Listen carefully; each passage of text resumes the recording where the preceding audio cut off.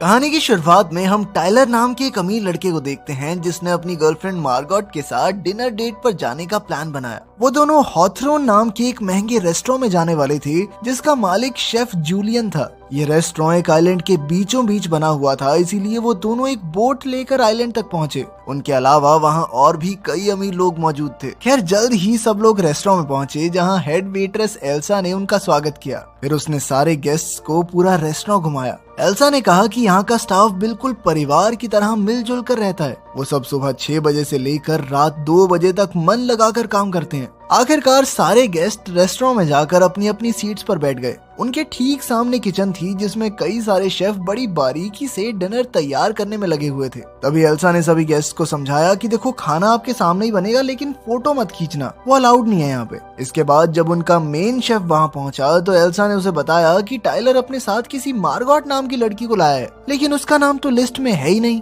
तब ये पता चलता है कि टाइलर ने करीब 1 साल पहले इस रेस्टोरेंट में सीट बुक की थी, पर उस वक्त उसकी गर्लफ्रेंड कोई और थी। इसका मतलब ये था कि मार्गोट का यहाँ होना नहीं बनता। ये देखकर जूलियन थोड़ा नाखुश तो हुआ, लेकिन उसने इस बात को नजरअंदाज कर दिया। इसके बाद डिनर की शुरुआत हुई जिसमें पहली डिश को सबके सामने पेश किया गया। जैसे ही वो सब खाने लगे तो टाइलर ने चुपके से एक फोटो ले ली। हर कोई खाने की तारीफ कर रहा था, पर मार्गोट को इतना कोई पसंद नहीं आया। इसके बाद स्टाफ ने दूसरी डिश को पेश किया और शेफ ने खुद बाहर आकर सारे गेस्ट का स्वागत किया। उसने सबसे कहा कि वो खाना सिर्फ स्वाद के लिए नहीं, बल्कि ध्यान से उसकी बारीकियों को देखते हुए मजे लेकर खाएं। फिर उसने सबको अपनी डिश और उसके पीछे की कहानी के बारे में बताया। मार्गोट को उसकी बातें कुछ खास नहीं लगी, मगर टाइलर की तो आंखें ही भर आई। इसके बाद उसने फिर से शेफ की नजरों से बचकर खाने की एक और तस्वीर ले ली। फिर टाइलर कहने लगा कि भाई मुझे तो जगह बहुत बढ़िया लगी, मगर मार्गोट ने कहा कि हाँ ठीक है, इतना भी कुछ खास नहीं है। खैर बाद में शेफ ने सबको अगली डिश दी जिसमें सिर्फ अलग अलग तरह की 5 सॉसेस थी, लेकिन उसके साथ उसने ब्रेड नहीं दी, क्योंकि उसका मानना था कि ब्रेड तो साले गरीब खाते हैं। ये सुनकर बिजनेसमैन ने कहा कि ये कैसी बचकानी बात हुई, और उसने एल्सा से ब्रेड लाने को कहा। जब एल्सा ने ब्रेड लाने से मना कर दिया तो वो तीनों बिजनेसमैन कहने लगे कि वो इस रेस्टोरेंट को बंद करवा देंगे, लेकिन एल्सा ने फिर से इनकार करते हुए कहा कि उन्हें वही खाना पड़ेगा जो उन्हें परोसा जा रहा है। मार्गोट को इस बार तो खाना इतना वाहियात लगा कि उसने खाने से ही मना कर दिया। फिर कुछ देर बाद शेफ ने अपनी अगली डिश पेश की जिसका नाम था मेमोरी। फिर उसने सबको उस दिन की कहानी सुनाई जब उसका बाप घर पर शराब पीकर आया और उसकी माँ को पीटने लगा। जल्द ही वो टेलीफोन की तार से उसकी माँ का गला घोंटने लगा, मगर तभी ऐन वक्त पर जूलियन ने अपने पिता के पेट में कैंची घोंप कर उसे मार डाला। ये सुनकर सारे गेस्ट थोड़े घबरा गए, पर उन्होंने सोचा कि शेफ ने अपनी डिश को और खास बनाने के लिए झूठी कहानी बनाई होगी। फिर जल्द ही उनके सामने पका हुआ मांस और टाकोस पेश किए गए। हैरानी की बात तो ये थी कि हर एक टाको पर एक तस्वीर बनी हुई थी, जिसे देखकर गेस्ट्स को अपनी जिंदगी की कोई घटना याद आएगी। हम देखते हैं कि फूड क्रिटिक के टाको में उन रेस्टोरेंट्स की तस्वीरें थी जिनके रिव्यू उसने लिखे थे। वहीं मूवी एक्टर के टाको में उसकी सबसे घटिया फिल्म की तस्वीर थी। इधर तीनों बिजनेसमैन के टाकोज में उनके गैर कानूनी बैंक अकाउंट्स की डिटेल्स थी। उन्होंने तुरंत एल्सा को बुलाकर पूछा कि आखिर रेस्टोरेंट को इन डिटेल्स के बारे में कैसे पता चला। उन्होंने रेस्टोरेंट को बंद करवाने की धमकी भी दी, मगर एल्सा ने कुछ भी बताने से साफ इनकार कर दिया। उधर एन के टाकोज में रिचर्ड और एक जवान लड़की की तस्वीर थी। उसने रिचर्ड से पूछा कि ये सब क्या है, पर रिचर्ड ने कहा कि उसे इसके बारे में कुछ नहीं पता। वहीं टाइलर के खाने में वो चुपके से रेस्टोरेंट के खाने की तस्वीरें लेता हुआ दिख रहा था। ये देखकर वो काफी घबरा गया और उसने सोचा कि उसे शेफ से माफी मांगनी चाहिए, लेकिन मार्गोट ने कहा कि वो कुछ ज्यादा ही सोच रहा है। तभी वो उठकर वॉशरूम चली गई। तभी शेफ उसके पीछे वॉशरूम में आ गया और उससे पूछा कि आखिर वो कौन है। मार्गोट ने उसे अपना नाम बताया, पर फिर शेफ कहने लगा कि उसे आज यहाँ नहीं आना चाहिए था। खैर बाद में जब मार्गोट अपनी सीट पर गई तो शेफ अपने स्टूडेंट जेरेमी को सबके सामने लाया। शेफ ने बताया कि उसी ने अगली डिश को तैयार किया है, पर जल्द ही वो जेरेमी की बेइज्जती करने लगा और कहने लगा कि ये कभी भी एक बेहतरीन शेफ नहीं बन पाएगा। पर तभी अचानक से जेरेमी सबके सामने मारा गया, जिसे देखकर सब बुरी तरह से डर गए। और जूलियन कहने लगा कि ये तो उसके शो का एक हिस्सा है। कुछ देर बाद वो सब फिर से बैठ गए, पर रिचर्ड ने कहा कि वो बाहर जाना चाहता है। एल्सा ने उसे बार बार अपनी सीट पर जाने को कहा, पर वो सुनने को तैयार ही नहीं था। तभी अचानक रेस्टोरेंट के स्टाफ ने उसे पकड़कर उसकी एक उंगली काट डाली, जिसे देखकर सबके होश ही उड़ गए।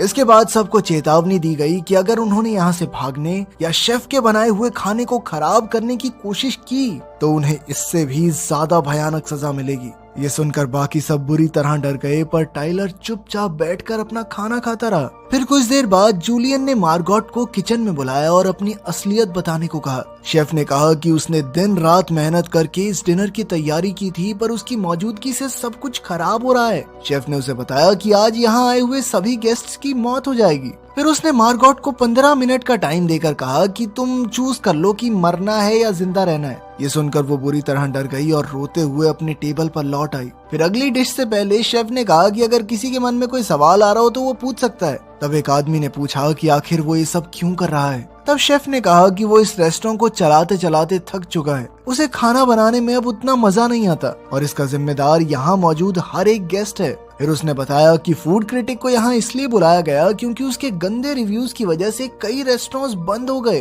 और उसका एडिटर हर एक चीज में उसका साथ देता है। शेफ ने कहा कि उन्हें तो यहाँ की किसी डिश का नाम तक नहीं याद होगा। खैर, फिर उसने सबको अपने एंजल इन्वेस्टर के बारे में बताया जिसने इस रेस्टोरेंट में पैसे लगाए थे। तब ये खुलासा होता है कि जूलियन ने उसे बाहर पानी के ऊपर लटका रखा था क्योंकि वो मुनाफे के लिए बहुत लालची होता जा रहा था और उसने जानबूझकर रेस्टोरेंट के मेन्यू को कई बार बदलने की कोशिश की। तभी अचानक शेफ ने उस आदमी को पानी में डुबोकर सबके सामने मार डाला। फिर 15 मिनट बाद उसने मार्गोट को अपने ऑफिस में बुलाया और उससे पूछा कि उसका रिचर्ड से क्या नाता है। आखिरकार मार्गोट ने खुलासा किया कि वो एक वहशी दरिंदा है और उसका असली नाम है एरिन। पहले वो रिचर्ड के लिए काम करती थी और रिचर्ड उसे खूब पैसे देता था। ये सुनकर उसने एरिन को वापस टेबल पर भेज दिया। फिर अगली डिश लाने से पहले शेफ ने टाइलर से पूछा कि वो यहाँ क्यों आया। तब टाइलर ने कहा कि वो तो इस रेस्टोरेंट में कई महीनों से आना चाहता था और जैसे ही उसे मौका मिला उसने टिकट बुक कर ली। टाइलर ने कहा कि वो एरिन को साथ इसलिए लाया क्योंकि उसकी गर्लफ्रेंड ने उसे ऐन वक्त पर धोखा दे दिया।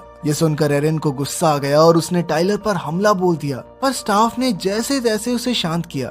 बाद में शेफ ने एरिन को अपने ऑफिस में बुलाकर डेजर्ट तैयार करने में उसकी मदद मांगी। उसने एरिन को स्टोर से एक डिब्बा लाने को कहा और वो चुपचाप चली गई। इधर मूवी स्टार ने कहा कि उसने ऐसा कौन सा गुनाह किया है कि उसे ये सजा दी जा रही है, जिस पर शेफ ने जवाब दिया कि तेरी एक फिल्म बहुत बेकार थी, पूरा मूड खराब हो गया मेरा देख के। उधर एरिन स्टोर जाने की बजाय शेफ के घर में घुस गई जहां एक बंद दरवाजा था। उसने अंदर जाने की कोशिश की पर तभी एल्सा ने चाकू से उस पर हमला कर दिया और दोनों में हाथापाई शुरू हो गई। अचानक एरिन ने अनजाने में एल्सा को जान से मार डाला। वो काफी घबरा गई पर फिर वो एल्सा की चाबी लेकर शेफ के कमरे में घुस गई। वहाँ उसे शेफ की बहुत सारी तस्वीरें और अखबार के आर्टिकल्स दिखाई दिए। हर तस्वीर में वो गुस्से में था पर उसकी सबसे पुरानी तस्वीर में वो हंस रहा था। ये तब की बात है जब वो एक बर्गर की दुकान में काम करता था। वहाँ उसे एम्प्लॉय ऑफ द मंथ का अवार्ड मिला था जिसे पाकर वो बेहद खुश था। तभी एरिन को एक रेडियो दिखा और उसने तुरंत कोस्ट गार्ड से संपर्क करके इस रेस्टोरेंट के काले सच के बारे में बता दिया। इसके बाद वो डब्बा लेकर रेस्टोरेंट लौट आई। जल्द ही कोस्ट गार्ड रेस्टोरेंट के बाहर आ पहुंचा तो जूलियन ने सबको धमकी देकर कहा कि कोई भी उसकी शिकायत नहीं करेगा, ठीक है। फिर गार्ड ने अंदर आकर कहा कि उसे यहाँ कई सारे कत्ल होने की खबर मिली है, पर फिर शेफ कहने लगा कि यहाँ तो सब कुछ ठीक है। तब गार्ड ने मूवी स्टार को पहचान लिया और उसका ऑटोग्राफ मांगा और मौका पाते ही स्टार ने अपने ऑटोग्राफ के साथ लिख दिया कि हमारी मदद करो। ये देखते ही गार्ड ने अपनी बंदूक शेफ की ओर तान दी।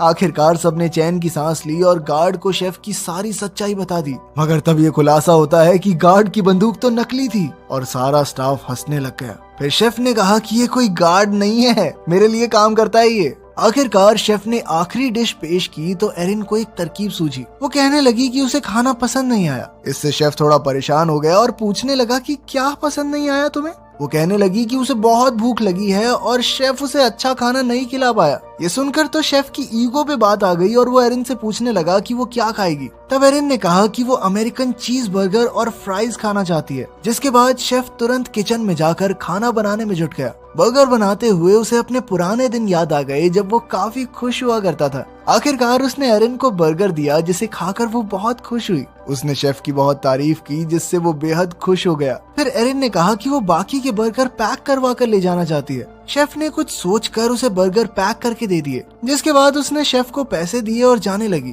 तभी उसने सोचा कि क्या उसे बाकियों को मरने के लिए छोड़ देना चाहिए, लेकिन तभी एन ने उसे इशारा किया कि बाहर जाकर अपनी जान बचाओ। एरिन के जाने के बाद शेफ ने उन सब का शुक्रिया अदा किया और कहा कि वो सब उसकी कला और जिंदगी की बर्बादी का कारण है और अब वो सभी उसके आखिरी महान डिनर का हिस्सा बनेंगे। आखिरकार शेफ ने डिश तैयार की और अंत में सबको आग लगा दी, लेकिन इस आग ने उसे भी अपनी चपेट में ले लिया।